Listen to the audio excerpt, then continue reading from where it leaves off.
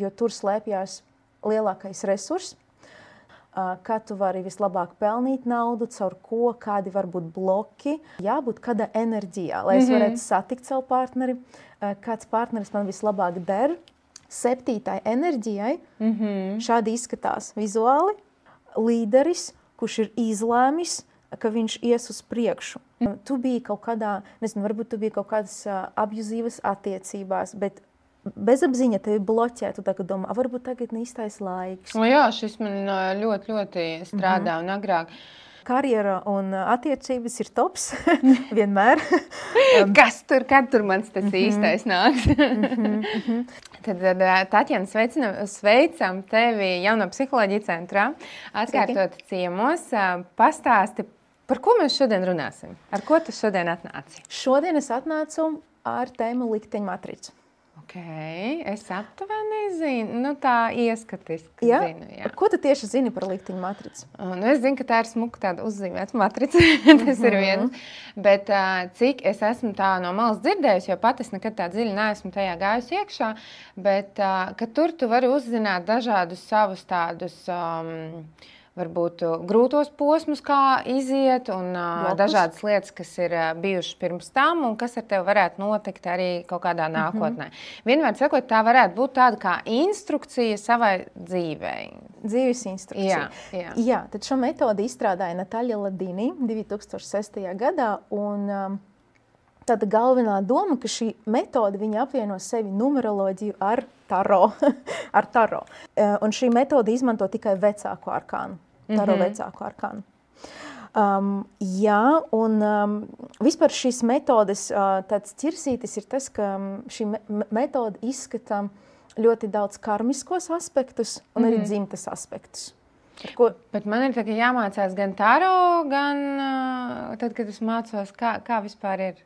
Jā, un es to redzu kā bonusu, jo cilvēki, kuri izlēmas mācīties likteņu matricu, viņam arī būs zināšanas par vecāku arkānu, un viņi savā dzīvē varēs izmantot šo te vecāku arkānu, lai varbūt saņemtu kaut kādu padomu no kārtīm, vai arī izmantot kārtis kā tādu nevis simbolu, bet amulētu. Tā kā es to redzu kā plusu, bet būs jāapgūst vecākais arkāns. Tas ir ļoti svarīgi. Varbūt pastāst, kas ir tādas lielākās lietas, ko, ja mēs paņemam manu likteņu matricu vai kādu citu likteņu matricu, kuri ir tie punkti, ko es varētu diezgan ātrā laikā saprast par sevi? Tad es teiktu, ka cilvēks zinās ļoti skaidri gan savus talantus, gan arī savu lomu, kā viņš pasniedz sevi citiem, kā viņš grib sevi pasniegt citiem, jo tur slēpjās lielākais resurs. Tad arī, kas manuprāt ir tāds arī spēcīgs moments šajā sistēmā, tas ir tas, kas bloķē tavas finanses, kā tu vari vislabāk pelnīt naudu, caur ko, kādi var būt bloki. Un arī diezgan dziļi mēs izskatām attiecību jautājumus. Tas ir, kādai man vispār jābūt, kāda enerģijā, lai es varētu satikt savu partneri, kāds partneris man vislabāk der, un kā es varu atrast balansu starp savu karjeru, starp spēju pelnīt un būt attiecības. Un, protams, arī tie dzimtes jautājumi tiem, kas tas ir interesanti un svarīgi. Tur arī būs daudz atslēgas. Jo dzimtu līnijas viņas dod gan talantus, ko mēs pārmantojam. Jo mēs pārmantojam ne tikai degunu vai ausis, bet arī kaut kādas dzimtas īpašības, bet arī dzimtas blokus. Viņam bija kaut kas manai vecmāmiņai, un es atkārtoju viņas scenāriju. Un varbūt es pat nepamanu, ka es to daru. Pārdots. Saki man, kādus datus tev vajag? Kādus vispār datus vajag cilvēkam, ja viņš grib nākt, pieņemsim, vai mācīties likteņu matricu, vai nākt uz konsultāciju, ar ko viņam ir jānāk? Tad vēl viens tāds plūs šai sistēmai, ka vajadzīgs tikai dzimšanas datums. Tātad nevajag laiku. Man liekas, tas ir super būtiski, jo es, kad esmu gājusi uz to pašu veidisko astroloģiju un vēl kaut kur, es zvanīju, mēģināju noskaidrot dzimšanas laiku, un tas nevienmēr vecāki tik precīzi viņu atcerās, jo tajā laikā vēl nerakstīja. Jā, es jau esmu milēnium paudzes. Jā, es arī. Jā, šajā ziņā tas ir super tāds komponents, jo tas atvieglo gan informāciju saņemšana par tevi vai par kādu konkrētu cilvēku, gan arī tādā gadījumā, ja cilvēks grib uzzināt informāciju par kādu citu cilvēku. Tad jūs varat atnākt ar citiem datiem un arī visu kaut ko uzzināt, ja? Jā. Ok, paskatīsimies varbūt manu, tad tev vajag dzimšanas datus manai ir. Jā, un es arī izanalizēju, jo es arī gribu teikt, ka pats grūtākais vispār jebkurā sistēmā ir sintezēt informāciju. Un tam ir vajadzīgs laiks, nekas nestrādā tā kā čikš. Un, zini, ātri vajag pielikt tomēr laiku, darbu, un es pieliku un izanalizēju tevi. Tā kā mēs varam parunāt par to, kas tev ir svarīgs. Un es piedāvāju, ka mēs būvēsim šo konsultāciju 3 daļās. Pirmajā daļā mēs varam paņemt tādu kopēju raksturojumu, kas ietver sevi gan tavu lomu, gan tavus galvenos talantus, gan arī tavu karmisko parādu. Jo tie arī ir jākārto, ja? Zini, matrica nav spriedums. Matrica vispār kā strādā, vai tu zini, kā strādā matrica? Nē. Jo, matrica ir iekodēta mūsu prātā, un lielāka daļa ir iekodēta mūsu bezapziņā. Tas nozīmē, ka mēs kaut ko daram automātiski, un mēs pat varbūt nepiedomājam, kāpēc es tā rīkojos. Es vienkārši daru, un pēc tam hops, kaut kādi rezultāti, varbūt patīkami, varbūt nepatīkami. Un matrica ļauj mums paskatīties, kā es domāju, kā es skatos uz lietām, jo matrica nosaka cilvēka domāšanas veidu, kas savukārt ietekmē, kā cilvēks rīkojās, un tā arī ir rezultāti. Bet augstāka pilotāža likt matricai sekot tev, vai, nezinu, kādam citam cilvēkam nevis sekot akli matricai. Saki, varbūt palīdzēsim, lai skatītājiem, klausītājiem arī ir vieglāk. Tātad tev bija dzimšanas dati, ja? Tev bija 25. 02. 1990. Jā. Tu negribēji, man ir 87. un vēl vecāka. Nē, viss kārtībā. Man liekas, man vecums visur sociālos tīklos ir tikai viss kārtībā. Jā.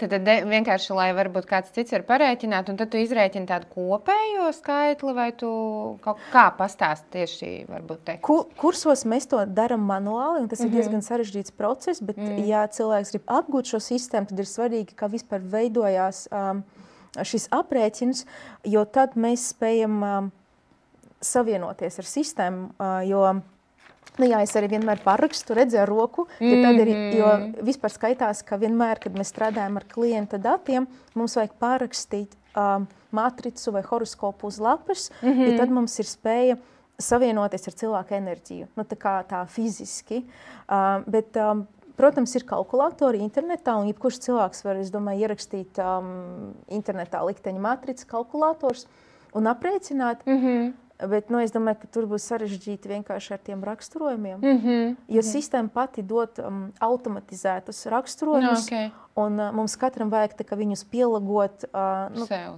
sev. Ok, paskatāmies, varbūt, ko tad likteņa matrica varētu pastāstīt tādam cilvēkam kā es. Kā es? Jā, labi, jā. Sāksim tad ar tavu masku vai ar tavu lomu, kā tu gribi reprezentēt sevi citiem cilvēkiem. Un tur slēpjās tavs talants un arī tavs izaicinājums. Un vispār tava enerģija, viņā atbilst 7. enerģijai, šādi izskatās vizuāli. Un šī enerģija saucās kaujas rati vai triumfa rati.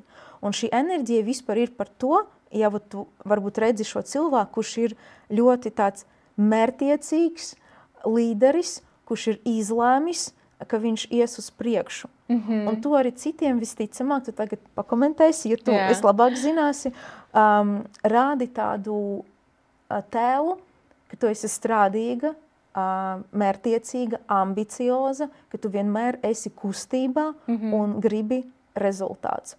Mīnus, un arī, kas ir šai enerģijai, ir tā kā tieksme uz mākslu, ko tu arī varbūt jūti sevi, varbūt nejūti sevi, bet tu vari to izmantot, jo šie cilvēki ir ārkārtīgi arī kreatīvi. No mīnusiem arī, diemžēl, dēļ tā, ka ir tāds saspridzinājums, ka tas cilvēks ir izlāmis, šeit ir tāda vāja nervu sistēma, un šie cilvēki mēdz izdegt ļoti ātri. Tāpēc ir svarīgi, kur tu liec savu enerģiju, kādi ir tavi mērķi, ir svarīgi saprast, tas ir mans tiešām mērķis, jo šeit var būt tā kā, ka tu visur, un pēc tam beigās. Es visur mēdz būt. Es skaties, ko es tev varu pateikt tīri no tā, ko es sadzirdēju. Man ir bijuši kaut kādas pāris reizes konflikta situācijas ar tiem pašiem kaut kādiem saviem tuvajiem cilvēkiem, un visi kā viens bieži saka to frāzi, nu jā, tu jau mums esi ideālā, tu jau mums visur esi, tu mums visu dari, tu mums visur tāda perfekta. Tā kā šeit es varētu tev piekrist tam, ka man visur gribas būt, visur piedalīties, visur izdarīt, visu, es visu varu. Tā kā, ap skolas laikā es vēl biju tāda diezgan pelēkā, tādā pelēkā pēle, bet pēc skolas laikiem, kad es sāku apzināties to savu vērtību, man arī vienmēr visur bija, kad es gribu, es izdarīšu, un es esmu sev pāraudzinājis droši vien pēdējos kaut kādus 3-4 gadus, jo, lai tu saprast, arī pirms tam, ja mēs runājam par bērnu dārzu, tur vajag vecāku komisijā, kas rotās bērnu dārzā, tur telpas, kas tur to izdarīšu, visu varu, visur skrienu. Un bija kaut kādas pāris reizes, kad es tiešām tā konkrēti izdegu, kad man bija apātija un es negribēju neko, un tas man bija ļoti liels signāls, ka pietiek. Tā kā viss tev nav, visur jābūt, bet man ļoti bieži arī tagad meitai ir konkurss, un mēs sēžam vecāku sapulcē, un treneris saka, vajadzētu tā kā 3 vecākus. Un es tādu sēžu telefonu, es neko es ne. Un es mēģinu sevi tā kā ieprogrammēt, ka nē, tev to nevajag. Tā nav lieta, kas tev šobrīd ir jādara, tev pietiek, ko darīt. Bet man tas grūti nākas. Es vienmēr gribu visur kliegt, kad es izdarīšu, es visu varu. Zini, tas arī ir tavs milzīgs talants. Principā tev arī vajag tā darīt, bet jāizvērtē, ko tu tiešām vēlies darīt. Lai nav tā, ka tu gribi izpatikt, bet kas tiešām ir tavs, un tad tev tiešām ir jāiet uz priekšu, jo ja tu to nedarīsi, tu esi mīnusā, un mīnusā šī enerģija, 7. enerģija ir tieši par to, ka cilvēks sēž šitā planšetē, un viņam saka, Kiti, aizdarīsi, un nē. Tā kā tas arī ir par to, ka tev jājūt sevi, vai tu vēlies to darīt, un ja tu vēlies, tad ir svarīgi sekot savai balsī un iet uz to. Ja tas tiešām ir tavs talants, bet par to nervu sistēmu, ko es tev varu ieteikt kā rekomendāciju, tas ir garas pastaigas kopā ar sevi, ar dabu. Jo daba tevi uzlādē. Jā, un bieži vien varbūt tu par to aizmirsti, bet ja tev būs tāda rutīna katru dienu, pieņemsim no rīta, tu ej savu maršrutu, kur ir daudz dabas, jo tā daba tevi piepildīs. Šeit es tev varētu īstenībā ļoti piekrist, jo, kad es sāku šo darīt, man to ieteica, starp citu, vienu no taroloģiem pazīstamam, kad man pirms pasākumiem vai kaut kādām meistarklasēm vai apmācībām man ir nepieciešams sākumā aiziet pie dabas. Un tad, kad es šo sāku darīt, es sapratu, ka man nav tā izpumpētā enerģija, kad es šo esmu izdarījis pirms. Vai arī, pieņemsim, ja es vakarā vadu lekciju, tad es vienmēr pēc tam izēju un kaut vai apli apstaigāju kaut kur pa rajonu, jo savādāk es nevarēšu aiziet gulēt. Es pamodīšos tādu nenormāli izlādētu. Jā. Tā kā šis noteikti ļoti labi strādā. Tad visiem, kam ir septītnieks, ejam staigāt dabā. Jā. Bet es to tev iesaku darīt katru dienu, ievest to kā rutīnu.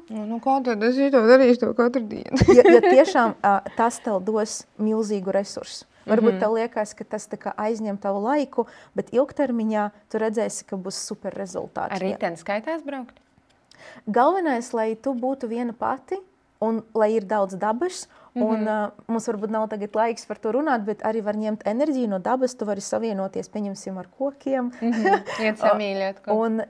Iet samīļot, bet vienkārši tā kā palūgt, lai viņa tevi piepilda, un tad tu jūtīsi, ka tev nāk šī enerģija. Jo tev ir ļoti daudz enerģijas, un vienkārši, lai nav tā, ka tu viņu bloķē dēļ tā, ka tu dari to, kas tev nepatīk, lai izpatikt. Jo vispār, zini, ka es jau teicu, pats grūtākais, jebkurā sistēma ir sintizēt informāciju. Un šeit viens no taviem tādiem galvenajiem talantiem ir intuīcija, viedums un diplomātija. Tu tā kā vēlies no vienas puses, jā, tu gribi iet uz priekšu, jo šī enerģija ir par to, ka es redzu mērķi, es neredzu šķēršļus. Un ja pat tur kaut kāds cilvēks stāv, nu tā kā, saprot, šī enerģija ļoti tāda, viņa ir vīrišķīga un spēcīga, bet tavs talants, viņš ļoti maigs, un tas var bišķiņ bloķēt. Es nezinu, kad tas izpaužās tavā dzīvē, bet varbūt tā, ka tu kaut ko esi nolēmusi darīt, un tu pēkšņi saskaries kaut kādu mazo konfliktu, kaut kādu mazu nepatiku, mazu pretestību, tu uzreiz, ok, jo tev arī ir tā, tas ir tavs talants, no vienas puses, tas līdzsvaro šo te vīrišķīgo enerģiju, jo savādāk būtu tiešām visu laiku, nu tā kā, vai ne? Mēs Delfos lasīt, Kiti atkal, nezinu, sakaujās ar kādu. Jā, bet šeit ir jāskatās, vai tas neiet konfliktā, un tev ir jābalansē, kas tiešām, kā es teicu, kas ir mans, ko es gribu, un ko varbūt es vienkārši daru tāpēc, ka es baidos kādu aizvainot. Šeit vajag pat ar šito būt uzmanīgai, bet jā, intuīcija, viedums, nogaidīšana. Pacietība nav mana stiprā puse. Jā, varbūt tāpēc, ka viņi ir kopā ar ratiem, ar 7. enerģiju, jo dabiski tavs talants ir par to, ka, tā kā gribas visu apdomāt, lai nav konflikts, ja? Un vēl viens tāds liels talants, un tas talants atrodas šeit, jo likteņa matricā arī strādā ar čakram, ko mēs arī mācīsim, nevis mēs, bet ko es arī mācīšu kursantiem. Tā kā ir iespēja arī savu talantu paplašināt, ja cilvēks strādā ar šo te enerģētisko vietu, tad viņam arī ir iespēja viņu attīstīt. Ja pieņemsim, cilvēks saka, ka nē, tas nav par mani, tad strādājot ar čakrām, viņš var to attīstīt. Vēl viens tas tavs lielais talants, tas ir oratora talants un arī psihologa. Tu spēj manipulēt ar citiem. Tu saproti, kā strādā, tu smaidi, ja? Tu atpazīsti. Tāpēc, kad es zinu, jā, kā to darīt. Jā, un tas ir arī tavs tāds liels talants, ka tu spēj saprast, kā cilvēks strādā, uz ko vajag nospiest, lai dabūtu vēlamo rezultātu. Šeit jābūt no vienas puses super, jo tiešām ir iespēja ietekmēt auditorijas. Nu, nevēl tas strādā mārketingā un pārdošanā. Jā. Un arī orators, vai šis ir attīstīts, kā tev liekas? Es teiktu, ka varētu ir kur augt, jo kaut kādos brīžos es pati nospiežu to nē, jo par ko tu pirms tam arī minēji, man ir tāda, es dzīvoju vairāk pēc sajūtām. Un ja kaut kādā brīdī neiet tā, kā es esmu ieplānojusi, sev uzzīmējusi, es atteikšos un es to nedarīšu. Un es ļoti izmantoju to opciju, ka šobrīd man ir tāda, būsim godīgi, es nodarbojos ar to, kas man patīk, un es pati varu noteikt, ko es darīšu un ko es nedarīšu, un kaut kur es nobloķēju visticamāk to savu izaugsmu, dēļ tā, ka man tā kā nē. Es šodien nejūtos tā, ka man to gribētu darīt. Un tad es padodos diezgan ātri. Jā, un mēs par to parunāsim, tas arī parādās tavā karmiskā astē. Tā programma saucās Nomākts gars. Visticamāk, iepriekšējā dzīvē tu biji kaut kādā, nezinu, varbūt tu biji kaut kādas abjuzīvas attiecībās, bet no iepriekšējām dzīvēm, varbūt tas kādam skanēs tā iepriekš, kāda iepriekšējā dzīvē? Reinkarnācijai mēs visi ticam. Visi ticam, jā. Tad varbūt bija kaut kādas tādas scenāriji, kur tu visu laiku biji zem kāda. Un tu esi pieradusi pie tā, ka kāds tev pateiks, kā ir pareizi, kādu ceļu iet, un tu, šitais varētu būt neapzināti. Un ar šo arī var nākt karma, jo, varbūt, ja tu gribi vairāk saprast, tad tavs karmiskā programma, viņa saucās 21.4.10, viņa saucās Nomākts gars. Un šeit ir ļoti svarīgi paņemt dzīvi savās rokās, jo varbūt tendence neapzināt, jo parasti šī programma ir bezapziņā. Cilvēks kaut kā vienkārši, jo apziņā tev ir septītnieks, tu mauc, tu tā kā domā, es maucu, bet bezapziņa tevi bloķē, tu tagad domā, varbūt tagad neīstais laiks. Jā, šis man ļoti, ļoti strādā un agrāk. Agrākos gadus es šo nebiju piefiksējusi, tagad es pilnīgi redzu kā tādu sarkanu karogu, vienalga, kas man notiek. Es pieņemu jau lēmumu, man viņš ir, bet man vajag sazvanīties ar draudzeni, tur parunāt ar māsu vai ar kādu labu draugu, kas ir saistībā ar šo vai kaut kādu konkrētu notikumu, bet nevis... Tas notiek tik ļoti neapzināti, ka man tā ir pirmais, ko es daru. Es jau pieņēmu lēmumu, es varu pati jau pateikt, jā, es varu parakstīt līgumu, bet ko es daru? Es ņemu telefonu un es zvanu klausies. Un vienkārši padalīties un dzirdēt to viedokli no malas, bet kas noteikti man ir mainījies pēdējos, es teiktu, 3 gados, tad es vairs agrāk es būtu izmainījusi savu lēmumu attiecībā no tā, ko man tas cilvēks pateikt. Tagad tas vairs tā nestrādā, zemapziņā man tas paliek, pieņemsim, ja cilvēks tur ir pret vai par, bet es tāpat palikšu pie tā savu lēmumu. Bet ir arī viena maza nianse. Esmu izvēlējusies apkārt sev tikai tāds cilvēks, kas plus mīnus, es zinu, ka viņi jau piekritīs tam manam lēmumam. Esmu izslēgusi no savu tuvo cilvēku apkārtnes cilvēkus, kas neatbalstīs kaut kādus manus lēmumus. Ja tu tagad arī skaties uz mani, tu gribi manu atbalstu vai gribi viedokli? Zini, es gribu viedokli, vai man likteņa Martarits mums par to kaut ko arī var pastāstīt. Tieši par šito konkrētu situāciju viņa neko nepastāstīja. Viņa pastāsta lielos vilcienus, kā cilvēkam strādā prāts un kur ir tie bloki. Bet principā, ja tev ir ok ar to, ja tu pati nejūti diskomfortu, tad tā ir pareiza izvēle. Bet no otras puses, zini, ir labi arī, kad ir dažādi viedokļi. Jo dažreiz ir forši... Zini, kāpēc es to izdarīju? Jo es ļoti ietekmējos no svešiem viedokļiem. Un es sapratu, ka, lai es paliktu pie savu viedokli, man ir 2 varianti. Vai nu es vispār nevienu nekomunicēju, vai arī es vismaz atstāju tos cilvēkus, kas plus mīnus mani atbalstīs. Tāpēc, ka ja būs tas otrs viedoklis, es varu no viņa ietekmēties. Un tāpēc es izvēlējos šādu veidā. Tā kā uz doto brīdi tas acīm redzot arī ir tā... kas strādā. Ok, tātad mēs parunājam tad mēs par neņemsim blokiem. tavu raksturu, bet tavs raksturs arī tāds diezgan spēcīgs, viņš simbolizē spēku. Principā, varbūt arī par raksturu ir interesanti tāds moments,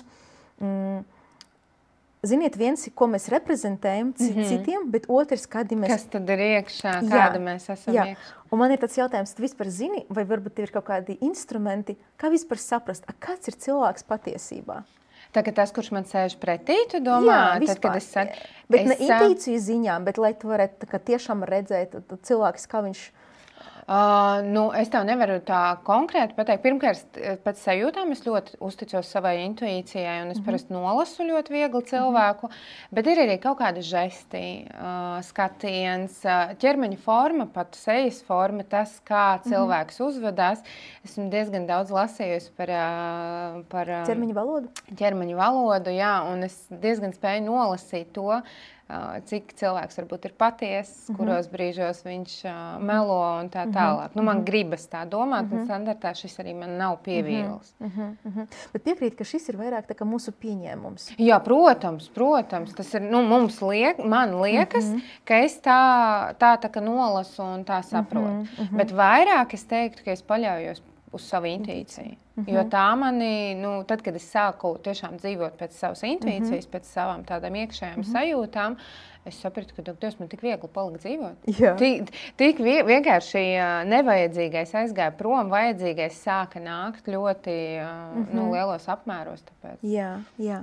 Interesanti, ka dažreiz šīs enerģijas var būt konfliktā. Pieņemsim, cilvēks reprezentē kaut ko vienu, un iekšā viņš pavisam kaut kas cits, un tad mums ir tādas lielas vilšanās. Tev, principā, tā nav. Iekšā tev arī ir tāds spēks, vēlme dominēt, būt tādai līderei, bet arī tādā ziņā, ka tu daudz arī ko dod, bet tev ir vēlme, tā kā arī iekšā tev ir tāds spēks, un tev ir ļoti svarīgi darīt kaut kādu fiskultūru, kur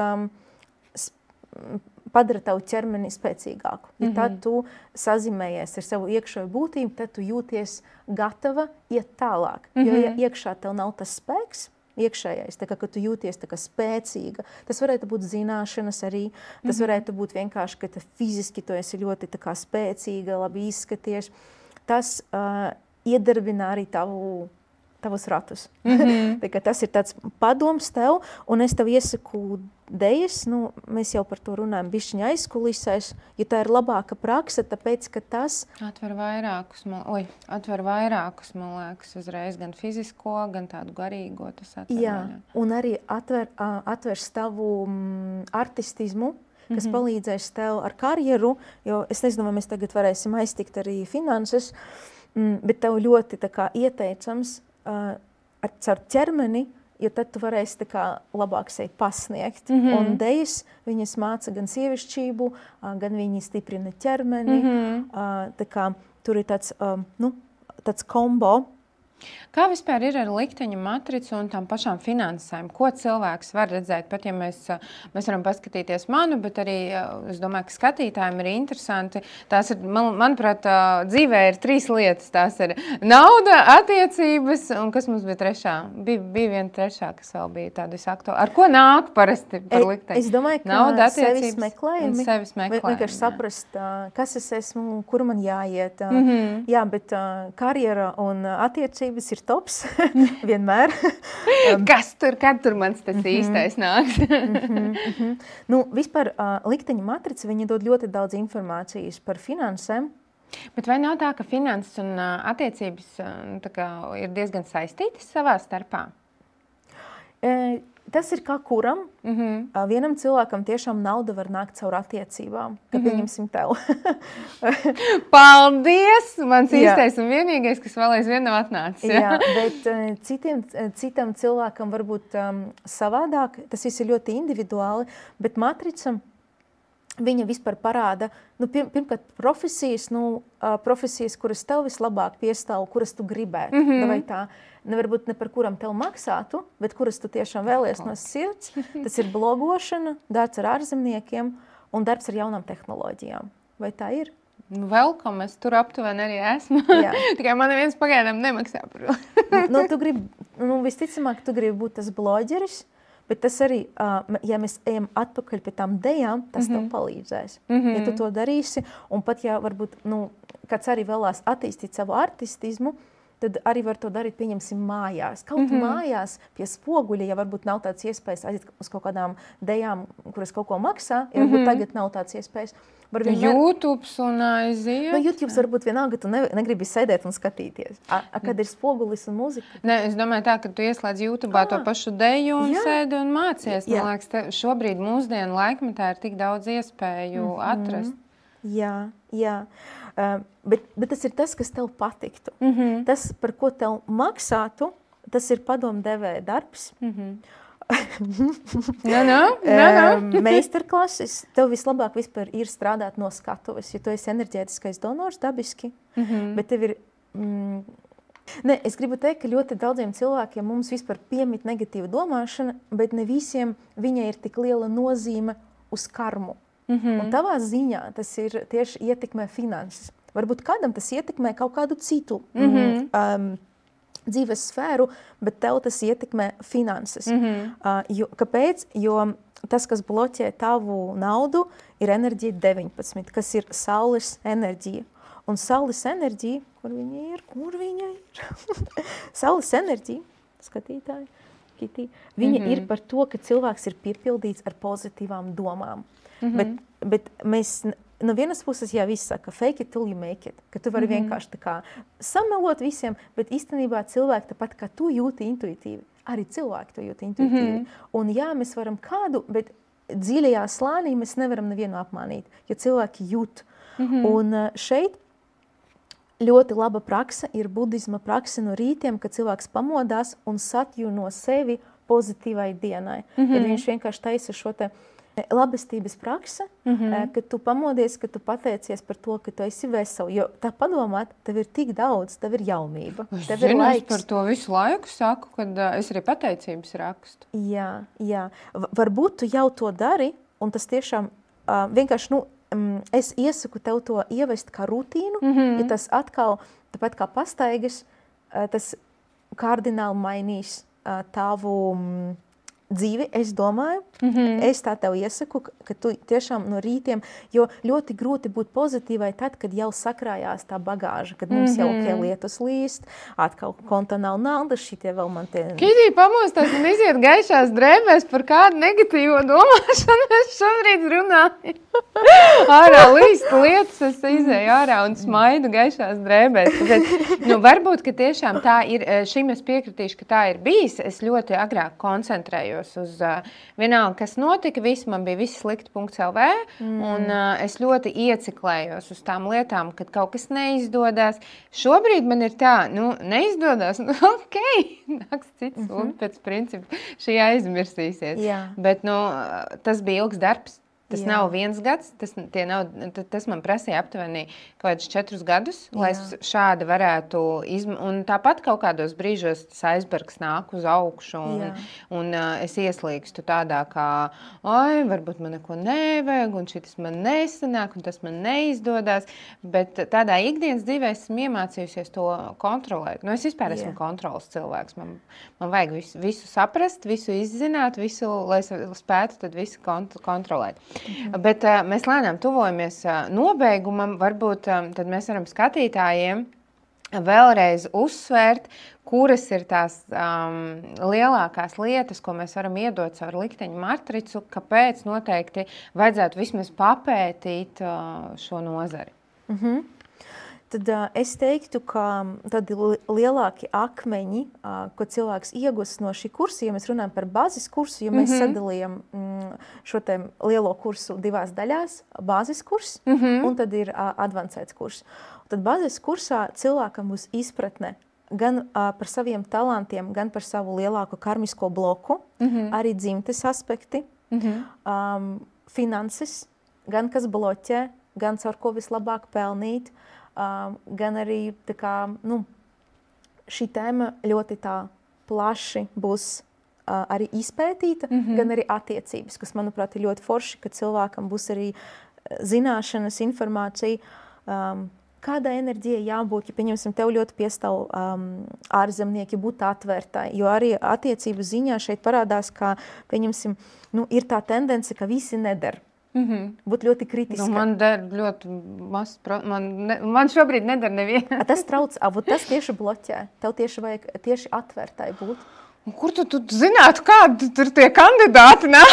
Tu tā neteiksi. Jā, bet zini, tieši dēļ tā, ka tu esi noslēgta, tu arī skaties uz tādiem kandidātiem, kas neder. Ja tu meklē no visiem vīriešiem, pieņemsim vissliktākus, lai pateikt sev, ka redzi, Kitī, tev bija taisnība. Bet īstenībā, jā, ja tev ir 21. enerģija, kas atver attiecības, un tev būtu superīgi tiešām iedot iespēju cilvēkam parādīt sevi. Nevis domāt, kāds viņš ir, bet iespēju parādīt, un arī caur internetu var iepazīties. Viņi visu laiku parādās, man viņus nevajag, tāpēc, ka tāpēc, ka tu zinātu, kādi tur nāk, krosenes viņš nepērk, tāpēc, ka viņas ir pa dārgām. Nē, Internets viņam beidzās, viņš vakarā ies pie Wi-Fi un uzrakstīs. Nē, tu pārspīlē. Tie ir reāli dzīves piemēri. Tāpēc nav tā, ka es bēgu no attiecībām. Vienkārši tie varianti, kas nāk, viņi ir vienkārši, es esmu atlasījis visus tos. Viņu paši atnāk, es viņus nelasu. Bet, labi, nobeigsim šo sarunu. Nobeigsim šo sarunu. Paldies jums, paldies tev par drosmi, ka iedevi savus datus. Un es gribu teikt arī, pats pēdējais, ka ir jāsaprot, ka mūsu dzīves ceļš ir ļoti garš. Un mums vajag visu dzīvi, lai vispār cīnīties ar saviem blokiem. Un man arī nav tā, ka es te sežu pareizā. Man arī ir savi bloki. Un arī tas, par ko mēs runājam, tas tiešām prasa ilgu laiku. Pārmaiņas prasa laiku, lai mēs varētu viņus ievest. Tā kā nevajag arī sevi nosodīt par to, ka varbūt, zini, es neesmu perfekti. Jo mēs neviens neesam perfekti. Kā neesam? Kā neesam? Labi. Bet, jā, tas joks. Ok, varbūt ir kas tāds, ko tu gribētu pateikt nobeigumā tiem, kam ieinteresē un kas gribētu nākt mācīties, varbūt kaut kādu ceļa maizi viņiem iedot līdzi vai iedrošināt nākt pie mums? Es domāju, ka cilvēkiem ir jāklausa savā intuīcija, tā kā stāstīja Kitija. Ja jūs jūtat, ka šis instruments jums rezonē, tad ir vērts pamēģināt, jo no vienas puses dzīve ir gara, bet no otras puses dzīve ir īsa.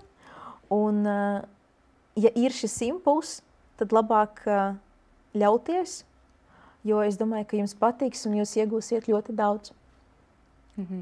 Super. Paldies tev, Mīļš! Paldies tev!